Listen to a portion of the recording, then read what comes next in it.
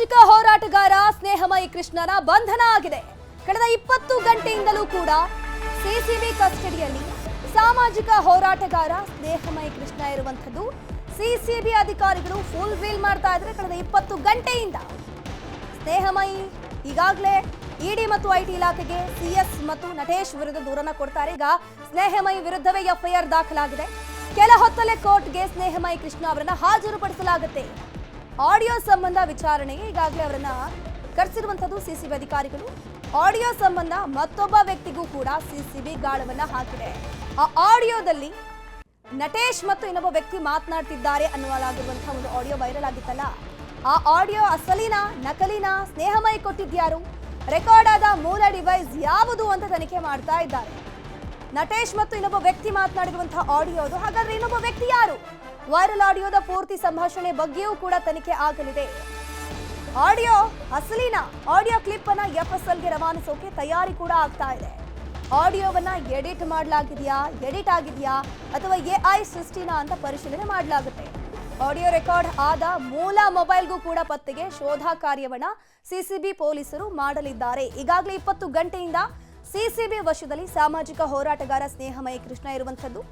ಇಲ್ಲಿ ಬೇಕಂತಾನೆ ಈ ಒಂದು ಆಡಿಯೋವನ್ನ ಕ್ರಿಯೇಟ್ ಮಾಡಿಕೊಂಡು ವೈರಲ್ ಮಾಡಲಾಗಿದೆಯಾ, ಕಂಪ್ಲೇಂಟ್ ಅನ್ನ ಕೊಡಲಾಗಿದೆಯಾ, ಸಿಎಸ್ ಅವರ ಮೇಲೂ ಕೂಡ ಗಂಭೀರ ಆರೋಪವನ್ನ ಮಾಡಿದ್ದಾರೆ. ಹಾಗಾಗಿ ಎಲ್ಲ ಆಯಾಮದಲ್ಲೂ ಕೂಡ ಸಿಸಿಬಿ ಪೊಲೀಸರು ತನಿಖೆ ಮಾಡಲಿದ್ದಾರೆ. ಆಡಿಯೋ ವೈರಲ್ ಆಗಿದೆಯಲ್ಲ, ಆಡಿಯೋದಲ್ಲಿ ಮಾತನಾಡಿದ ಇನ್ನೊಬ್ಬ ವ್ಯಕ್ತಿ ಯಾರು? ಹಾಗಾದ್ರೆ ಆ ವ್ಯಕ್ತಿ ಏನಾದ್ರೂ ಬಂದು ಸ್ನೇಹಮಯಿ ಕೃಷ್ಣಗೆ ಆಡಿಯೋವನ್ನು ಕೊಟ್ನ?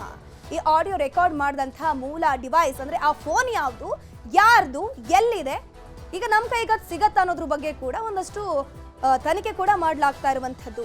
ಸ್ನೇಹಮಯಿ ಕೃಷ್ಣ ಬಂಧನ ವಿಚಾರಕ್ಕೆ ಸಚಿವ ಪ್ರಿಯಾಂಕ್ ಖರ್ಗೆ ಪ್ರತಿಕ್ರಿಯೆ ಕೊಟ್ಟಿದ್ದಾರೆ. ಸಾಕ್ಷಿ ಆಧಾರ ಇಲ್ಲದೆ ನಾವು ಏನಾದ್ರೂ ಮಾಡಕ್ಕಾಗತ್ತಾ?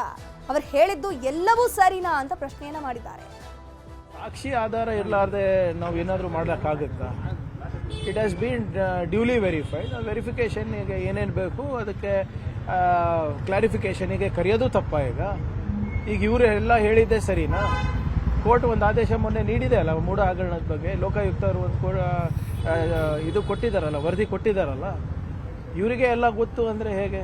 ಅವ್ರು ಏನೇನು ಹೇಳ್ತಾರೆ ಮಾಧ್ಯಮದಲ್ಲಿ ಅದನ್ನು ಅಥೆಂಟಿಸಿಟಿ ಪ್ರೂವ್ ಮಾಡಬೇಕಲ್ಲ, ಫೊರೆನ್ಸಿಕ್ಲಿ ಪ್ರೂವ್ ಮಾಡಬೇಕಲ್ಲ, ಮಾಡಲಿ.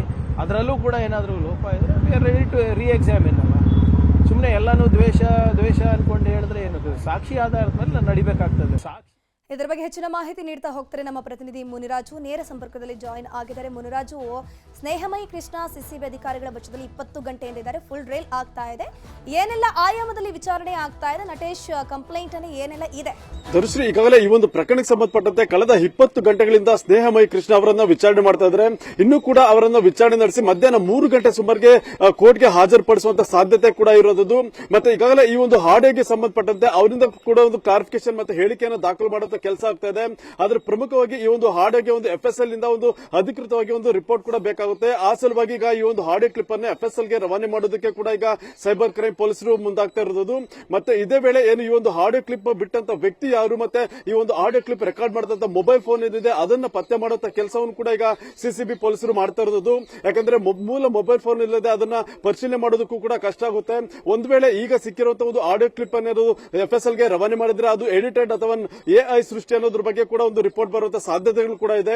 ಅದರಿಂದ ಮೊಬೈಲ್ ಫೋನ್ ಅಲ್ಲಿ ಯಾವ್ದು ರೆಕಾರ್ಡ್ ಆಗಿದೆ ಆ ಒಂದು ಮೊಬೈಲ್ ಫೋನ್ ಅನ್ನ ಪತ್ತೆ ಮಾಡಬೇಕು. ಮತ್ತೆ ಯಾರ ಜೊತೆ ಒಂದು ಸಂಭಾಷಣೆ ಆಗಿತ್ತು ಆ ಒಂದು ವ್ಯಕ್ತಿಯನ್ನು ಕೂಡ ಪತ್ತೆ ಮಾಡಿ ಅವರ ಒಂದು ಹೇಳಿಕೆಯನ್ನು ಕೂಡ ದಾಖಲು ಮಾಡಬೇಕಾಗುತ್ತೆ. ಅದರಿಂದ ಆ ಮೊಬೈಲ್ ಫೋನ್ ಮತ್ತೆ ಆ ಒಂದು ವ್ಯಕ್ತಿಯನ್ನ ಪತ್ತೆ ಮಾಡುವಂತ ಕೆಲಸ ಇನ್ನೂ ಕೂಡ ನಡೀತಾ ಇರೋದು.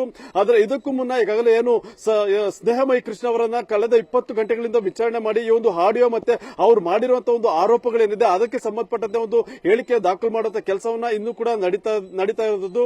ಆದ್ರೆ ಅವರನ್ನ ಅರೆಸ್ಟ್ ಮಾಡಿ ಯಾವಾಗ ಒಂದು ಕೋರ್ಟ್ಗೆ ಪ್ರೊಡ್ಯೂಸ್ ಮಾಡ್ತಾರೆ ಅಥವಾ ಸ್ಟೇಷನ್ ಬೈಲ್ ಮೇಲೆ ಏನಾದ್ರು ರಿಲೀಸ್ ಮಾಡ್ತಾರೆ ಅನ್ನೋದ್ರ ಬಗ್ಗೆ ಇನ್ನೂ ಕೂಡ ಸ್ಪಷ್ಟವಾದ ಮಾಹಿತಿ ಏನು ಲಭ್ಯ ಆಗ್ತಾ ಇಲ್ಲ.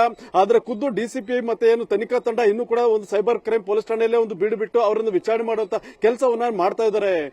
ಧನುಶ್ರೀ, ನಟೇಶ್ ಕೂಡ ನಿನ್ನೆ ಸಿಸಿಬಿ ಪೊಲೀಸ್ ಸ್ಟೇಷನ್ಗೆ ಬಂದಿದ್ರು. ಅಲ್ಲಿ ಏನಾದ್ರು ನಟೇಶ್ ಏನಾದ್ರು ಹೇಳಿಕೆಗಳನ್ನ ಕೊಟ್ಟಿದಾರಂತ ಹೇಗೆ?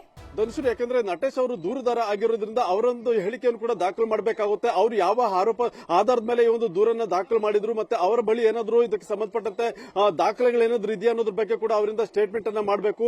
ಮತ್ತೆ ಈಗಾಗಲೇ ಈ ಒಂದು ಪ್ರಕರಣದಲ್ಲಿ ಏನು ಮಾನಹಾನಿ ಮತ್ತೆ ಏನು ಫೋರ್ಜರಿ ಮಾಡಿರೋದು ಮತ್ತೆ ನಕಲಿ ಅಂತ ಏನು ನಕಲಿ ದಾಖಲೆ ಸೃಷ್ಟಿ ಮಾಡಿದ್ದಾರೆ ಅಂತ ಹೇಳಿ ಒಂದು ಆರೋಪ ಇದೆ.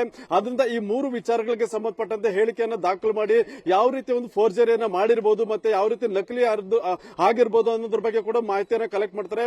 ಒಂದು ವೇಳೆ ಆ ಒಂದು ಸೆಕ್ಷನ್ಗಳ ಅಡಿಯಲ್ಲಿ ಕೇಸ್ ಏನ್ ದಾಖಲಾಗಿದೆ ಅದಕ್ಕೆ ಪೂರಕವಾಗಿ FSL ನಿಂದಲೂ ಕೂಡ ರಿಪೋರ್ಟ್ ಬರಬೇಕು. ಈ ಒಂದು ಆಡಿಯೋ ನಕಲಿನ ಅಥವಾ AI ಇಂದ ಸೃಷ್ಟಿಯಾಗಿದೆ ಅನ್ನೋದ್ರ ಬಗ್ಗೆ ಕೂಡ ಸ್ಪಷ್ಟನೆ ಬೇಕಾಗುತ್ತೆ. ಅದರಿಂದ ಈ ಒಂದು ಆಡಿಯೋ ಕ್ಲಿಪ್ ಅನ್ನು FSL ಗೆ ರವಾನೆ ಮಾಡಿ ಅಲ್ಲಿಂದ ಒಂದು ಅಧಿಕೃತವಾಗಿ ವರದಿ ಬಂದ ಬಳಿಕ ಮುಂದಿನ ಒಂದು ತನಿಖೆಯ ಒಂದು ಆಯಾಮ ಕೂಡ ನಿರ್ಧಾರ ಆಗುತ್ತೆ. ಥ್ಯಾಂಕ್ ಯು ಮುನಿರಾಜು ತಮ್ಮೆಲ್ಲ ಮಾಹಿತಿಗಾಗಿ.